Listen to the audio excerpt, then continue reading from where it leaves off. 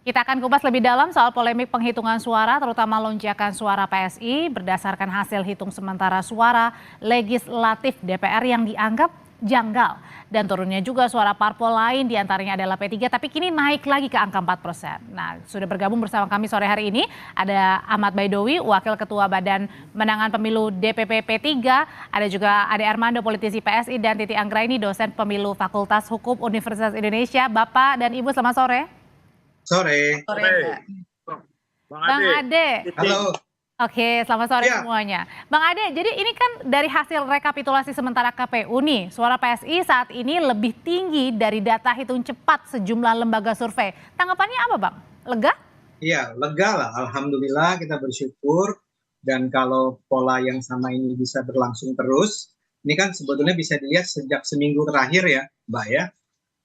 Waktu itu masih 2,6, sekarang sudah 3,13. Jadi ada kenaikan sekitar 0,08, bukan 0,8 ya, 0,08% per hari. Nah, kalau kenaikan ini terus berlangsung, insya Allah lah, mudah-mudahan PSI tahun ini bisa masuk ke DPR lewat 4%. Kalau PSI sudah pelan-pelan sudah lega, Bang Ade, tapi juga yang lainnya juga menganggap ini janggal. Sebetulnya bukan lega lah ya. Sekarang bisa berharap dengan lebih optimistis gitu. Oke, tapi kalau lonjakan suara PSI ini dianggap janggal, terutama tadi dari suara TPN, misalnya yang dinilai juga harus kawal nih suaranya sampai nanti, jangan sampai ada kecurangan. Ya, itu agak baper lah ya. Memang di Indonesia ini belakangan ini banyak orang tuh baper. Ini kan perubahan yang dari waktu ke waktu ya. Dan ini adalah misalnya kata pelonjakan itu kan pelonjakan yang kenaikannya cuma nggak sampai 0,5%. Jadi hanya atau cuma 50-an, 0,50%. Itu biasa kok ada perubahan dari waktu ke waktu. Ini kan artinya sesederhana ini bahwa barangkali di awal dulu suara PSI, suara di lumbung-lumbung PSI itu belum terhitung ya.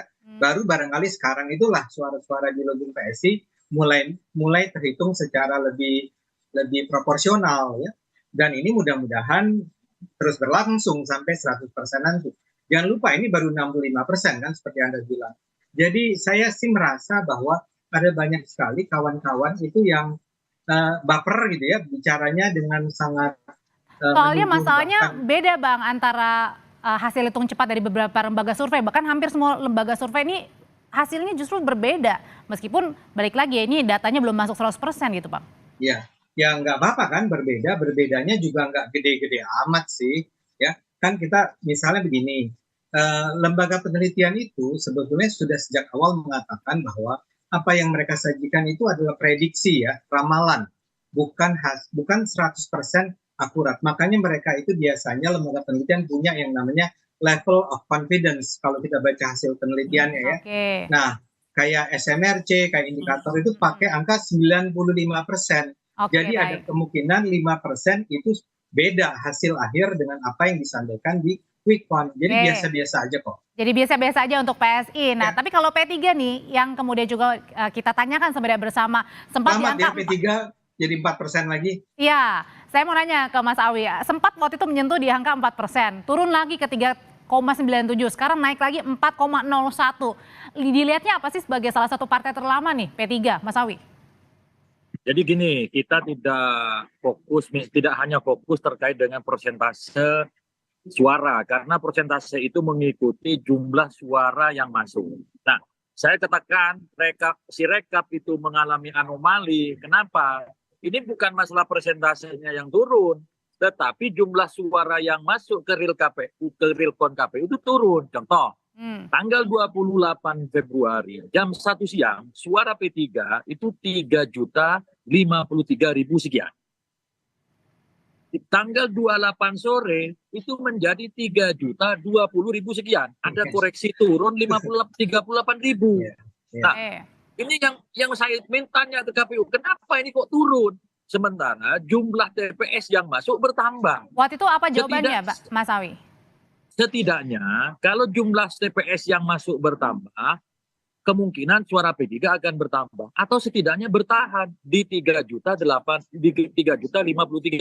Ini malah turun menjadi 3.020.000. Tapi sekarang di naik lagi 28 sore. 4,01. Nah, kemudian perlahan naik hari ini posisi sore ini 3.080.000. Kalau dipersentasekan 4,01. Kalau soal persentase itu kan fluktuatif mengikuti jumlah suara yang masuk. Ini masalahnya suara yang masuk turun gitu. Iya, Itulah yang kemudian kami sebut anomali. Maka kami protes kepada KPU karena pada saat yang sama ada partai-partai yang mengalami kenaikan tidak wajar. Ketidakwajaran contoh misalkan dalam satu hari dari 127 TPS itu ada kenaikan sekitar 19.000 suara. Itu kan sesuatu yang apa? Sesuatu yang Itu partai mana, Mas? menurut saya gimana? Nah, ada partai misalkan setelah kita bandingkan antara hasil salinan, contoh ya, misalkan di salah satu desa di Kecamatan Ranuyoso, Desa Meninjau, Kabupaten Lumajang, Jawa Timur, ada satu partai di hasilnya itu 1, tetapi di Sirekap menjadi 53. Kalau 1 oke lah, human error. Tetapi kita lihat lagi di Jawa Barat. Ada di Jawa Barat, di Cirebon, itu di Desa Bulaga, Kecamatan Cibeber, di Desa Cibeber, Kecamatan Ada temuan Bulaga, penggelembungan ya Mas ya berarti ya? TPS 004, itu di hasilnya itu 1 suara. Tetapi di Sirekap 69. Nah, inilah yang kami sebut anomali. Begitupun suara P3 kami curiga, di hasilnya ternyata ketika dibaca di Sirekap itu jadi turun. Nah, alhamdulillah kemudian Sirekap kembali ke track yang benar. Meskipun dalam Undang-Undang Pemilu, Undang-Undang 7 2017 pasal 393 bahwa hasil resmi pemilu itu adalah hasil penghitungan secara berjenjang. Sirekap tidak ada sandaran hukumnya sehingga patut diabaikan. Tapi gara-gara Sirekap itu membuat kehebohan, kehebohan gitu. Kehebohannya gimana sih ditanggapin sama Mbak Titi, Mbak? Kehebohan tadi ada dugaan ya kemudian berubah begitu dari suara yang bergelembung, terus kemudian juga sekarang P3 tadi turun naik, terus PSI juga nih, ini beda dari hasil survei.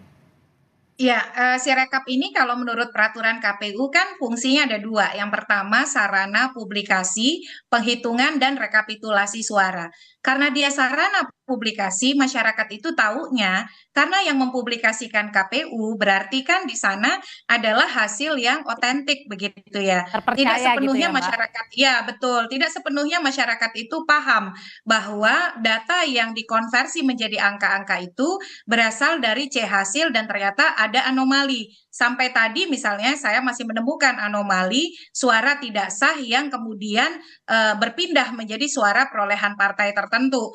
Nah, itu yang pertama. Yang kedua, dia menjadi alat bantu rekapitulasi. Jadi yang ditampilkan saat rekapitulasi di tingkat kecamatan itu adalah data yang bersumber dari Sirekap.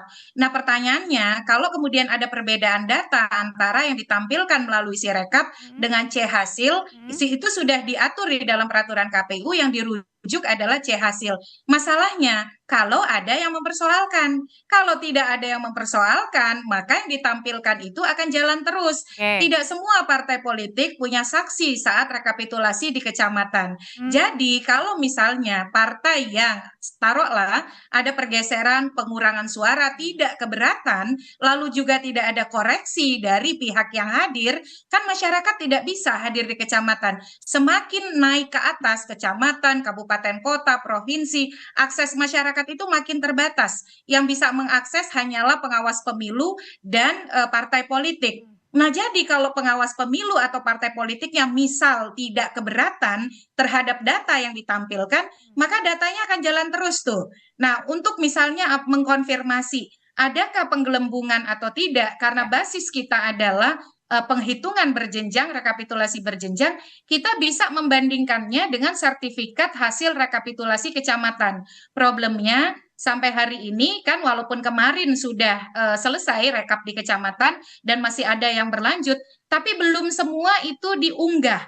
Pertama sekarang walaupun rekap di kecamatan sudah selesai, hasil yang diunggah itu baru 65,81%. Seharusnya kan sudah 100%. Yang misalnya masih di bawah 50% itu ada Sumatera Utara. Lalu juga ada Bali. Lalu Papua itu angkanya rendah sekali. Masih di bawah 30%, bahkan Papua Pegunungan itu baru 2%. Nah, jadi kita menunggu nih konfirmasi apakah ada penggelembungan atau tidak. harus kita komparasi antara TPS-TPS anomali tadi dengan dokumen rekapitulasi di kecamatan begitu. Jadi saya tidak bisa mengkonfirmasi apakah ada penggelembungan atau tidak hanya karena mengandalkan Oke. Sirekap karena ternyata Sirekapnya tidak akurat begitu. Tapi menurut Mbak Titi sendiri, menurut Perludem janggal nggak sih dengan keadaan ini? Dan apalagi ya, terutama misalnya contohnya PSI, juga P3 sih. Beda ini hasilnya antara suara hitung cepat begitu ya di beberapa lembaga survei dengan Sirekap ini. Ya, Sirekap itu kan janggal sejak awal, Mbak. Makanya ramai begitu. Yang janggal itu adalah mengapa sebuah sistem yang pasti akan menjadi fokus dan perhatian banyak orang itu tidak disiapkan dengan presisi. Kan ini problemnya ada beberapa sejak kita bahas sejak awal. Problem teknologi yang ternyata tidak akurat dan valid di dalam membaca antara pindai hasil dengan konversi data angka. Yang kedua, sosialisasinya juga kurang baik kepada publik. Publik itu hanya membaca halaman awal dan itu tidak salah ketika mereka terpaku pada grafik yang ada di muka dan tidak semua tuh tahu bahwa mereka bisa mengkonfirmasi kepada gambar C hasil. Yang ketiga, komunikasi publiknya juga kurang baik begitu. Ada masalah, ramai, menjadi spekulasi, kontroversi, tapi respon klarifikasinya itu lambat. Jadi tidak langsung disajikan ini loh data yang valid, ini Oke. data yang disampaikan bahwa Ada keterangan ada juga begitu ya, sebenarnya pergeseran, harapannya ya dari betul. KPU ya Mbak ya. Oke kalau Betul, gitu jadi harusnya ada kesalahan, ada kecurigaan, tampilkan oke, data. bentar. Termasuk juga dari pengawas. Pengawas kan ada di setiap TPS, ada di setiap Oke, kecamatan. kalau gitu pertanyaan selanjutnya, P3 PSI yakin memenuhi ambang batas 4% nanti hingga di 20 Maret? Kami akan kembali usai jeda, tetaplah bersama kami di Kompas Petang, nanti Bapak dan Ibu akan menjawabnya. Oke, Bang Ade, saya mau ke Bang Ade dulu. Kan suara saat ini 3,13 ya Bang ya, kemudian di beberapa hasil hitungan cepat ini sebenarnya angkanya di 2, sekian begitu. Nah, ada juga yang menduga nih, jangan-jangan ceritanya berbeda nih kalau ketua umumnya bukan anaknya Pak Jokowi. Ya, begini loh. Pertama-tama harus dipahami. Ini kan misalnya ada istilah apa sih operasi anak gitu ya. Intinya adalah ini semua terjadi karena Jokowi cawe-cawe lah ya, membuat anaknya itu partainya menang. Saya akan berargumen begini, kalau emang betul ya Pak Jokowi itu sampai campur tangan untuk memenangkan PSI dan beliau juga udah lihat kan hasil bukan quick count, hasil survei-survei sebelumnya bahkan sampai ke quick count, ya harusnya cawe-cawenya sejak awal dong. Kenapa baru setelah berlangsung sekitar berapa 2 minggu lebih kan sekarang baru kemudian terjadi apa yang disebut sebagai keanehan-keanehan tersebut.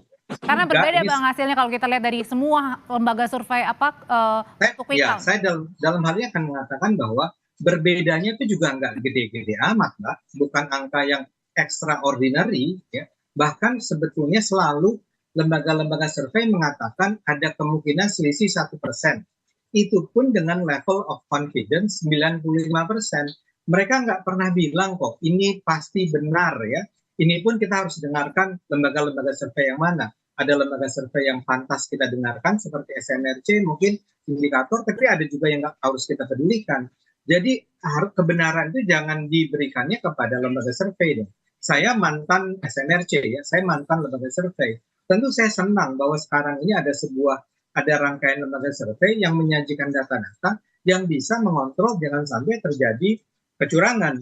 Tapi dalam kasus PSI, selisihnya tuh nggak gede, Mbak. Selisih yang sebetulnya kalau kita belajar statistik masih bisa kita toleransi. Makanya orang seperti Mas Burhan Muhtadi itu. Tapi yakin nggak nanti sampai mencapai 4% kalau gitu, Bang? Enggak, angka yakin itu kan sebuah pernyataan yang sebetulnya sangat problematik. Kami berharap kalau angkanya terus naik 0,08% kira-kira setiap hari ya, average-nya segitu, ya mestinya kita lolos. Tapi kalau kita nggak lolos ya sudah juga nggak apa-apa. It's okay gitu loh. Oke, kembali lagi ke P3, Mas Awi, entah kebenaran atau enggak nih, kan sempat turun di 3,97. Kemudian beberapa hari yang lalu Mas Andi juga membuka opsi kalau misalnya mau membantu pemerintahan selanjutnya oke gitu ya. Nah, tapi sekarang naik, apakah jangan-jangan ada keterkaitan dengan itu yang opsi P3 mungkin bisa merapat ke gabung, kemudian angkanya tiba-tiba naik di 4,01 sekarang? Nggak ada urusannya ya, karena di P3 hari ini belum melakukan rapat untuk mengambil sikap resmi. hari ini kami fokus terhadap rekapitulasi suara yang hari ini sudah memasuki di tingkat kabupaten. Adapun terkait dengan posisi P3 hari ini, berdasarkan data hasil salinan kami internal, itu sudah di angka lebih dari 4% sekian. Dan sangat aman gitu. Nah, maka kita terus wanti-wanti KPU untuk tidak membuat gaduh melalui tayangan Sirekap itu. Karena Sirekap ini dibiayai oleh negara, jumlahnya cukup lumayan, tetapi kalau pada akhirnya membuat seperti ini, itu kan dari planningnya kurang maksimal. Nah, sebaiknya memang kalau mau mengadakan penghitungan secara online seperti ini, segala perangkatnya dipersiapkan, sehingga tidak terjadi anomali-anomali yang membuat kegaduhan-kegaduhan di Republik ini. Kami pastikan sampai hari ini P3 belum bersikap apapun terkait dengan pemerintahan yang akan datang. Tapi kalau soal PSI, Mas Awi, yang sempat naik turun sekarang di 3,13 juga nih? Ya itu kan soal apa? Mengenai angka biarlah teman-teman yang menilai, publik menilainya. Itu kan urusannya Bang Ade Armando dan teman-teman. Kami hanya fokus bagaimana suara P3 itu tidak hilang. Karena kalau hilang pasti kami lawan. Karena ini pasti chaos. Karena data internal kami lawan karena P3 yakin 4% memenuhi ambang data. Sangat yakin, setidaknya misalkan quick count dari Carta Politika kita itu 4,04, dari Voxpol 4,17. Data internal kami hari ini menunjukkan 4, lebih. Nah, kalau sampai ini turun, tentu ini akan kami persoalkan. Makanya kami tidak mengurusi partai lain mau ada bergerak atau apa, yang penting P3 suaranya tidak turun. Kalau sampai turun, tentu kita turun jalan gitu. Tapi ternyata Sirekapnya alhamdulillah sudah dibenahin lagi dan sesuai dengan kondisi lapangan. Gitu. Oke, kalau makin naik artinya Sirekapnya benar gitu ya, Mas? Ya setidaknya begitu. Lah kalau Sirekapnya tidak benar, sih tadi dari 3.058.000 menjadi 3.020.000. Kalau Bang Ade juga begitu, kalau naiknya suaranya baik begitu, kemudian juga itu Sirekapnya? Saya mau menggambarkan satu hal nih Mbak ya. Saya itu pernah di hari-hari pertama penghitungan Sirekap ini diumumkan, angka saya itu naik jadi 90.000, jadi 100.000, jadi 200.000, 400.000. Justru saya yang ngomong di medsos, woi KPU ini kayaknya nggak beres deh, ini error lah. Nggak mungkin angka saya tiba-tiba naik jadi 100.000, 200.000. Jadi saya sih jujur, saya tidak pernah menggunakan, namanya juga baru pertama kali jadi caleg, ya harus jujur lah, harus bersih. Saya ngikutin gaya P3 aja lah ya. Fair aja gitu. Kalau memang ada kelicikan ya memang kita harus bongkar. Saya harapkan Mbak Titik turun tangan nih ya. Bukan cuma Mas Owi-nya. Jadi aman-aman, tenang aja. Oke, kalau gitu Mbak Titi sebenarnya gimana sih caranya biar tadi ya janggal, kemudian dugaan-dugaan, kecurangan atau enggak ini bisa diketahui nih benar-benar kalau KPU ini kredibilitasnya benar-benar baik untuk pemilu ini. Jangan sebaliknya. Ya, salah satu hikmah rame-rame soal suara Sirekap untuk pileg, masyarakat itu jadi aware gitu ya, jadi kembali peduli. Pemilu ini bukan cuma pilpres loh, ada suara partai politik yang juga kita harus kawal untuk pemilu legislatif. Jadi meskipun ini agak terlambat ya, tetapi saya menghimbau kepada kita semua, ayo kita cek TPS kita masing-masing. Jadi mari kita cek lagi bukan sekedar perolehan suara partai, tetapi juga cek suara sah dan suara tidak sah. Karena pengguna hak pilih itu adalah sama dengan suara sah ditambah suara tidak sah. Nah, soal kecurangan itu, ini kan sebenarnya kita juga ada pengawas. Mestinya Panwas kita itu lebih aktif lagi. Setiap gejolak yang ada di media sosial, tampilan-tampilan data anomali itu langsung direspon dengan data valid yang dimiliki oleh pengawas ataupun oleh penyelenggara pemilu kita. Ini Mbak, salinan itu diberikan kepada siapa? Satu, kepada partai. Yang kedua, kepada pengawas pemilu di TPS. Nah, yang ketiga juga wajib dipublikasikan di desa kelurahan. Nah, memang kemarin kita itu kan fokusnya hanya kepada pilpres. Untuk memastikan apakah ada penggelembungan atau tidak, makanya KPU upload 100% C hasil. Yang kedua, proses rekap di kecamatan yang sudah selesai, segera diupload. Jadi kita bisa mengecek apakah betul data yang naik turun dan akrobat dan menggunakan suara tidak sah untuk memasukkan suara ke partai. Kecurangan itu bisa kemudian ada datanya ya, karena tersaji di Betul, laman KPU. Baik. betul. Karena kalau itu tidak terkonfirmasi segera, jangan salahkan spekulasi dan pemahaman masyarakat kalau tetap berpandangan bahwa ada kecurangan. Karena tidak Baik. pernah ada bantahan terhadap data yang selalu diklaim sebagai alat bantu tersebut. Mbak Titi Anggreni, terima kasih untuk pandangannya. Bang Ade Armando, terima kasih. Mas Awi, terima kasih Mas Ahmad. Mas Awi, terima kasih. Mbak Titi, terima kasih.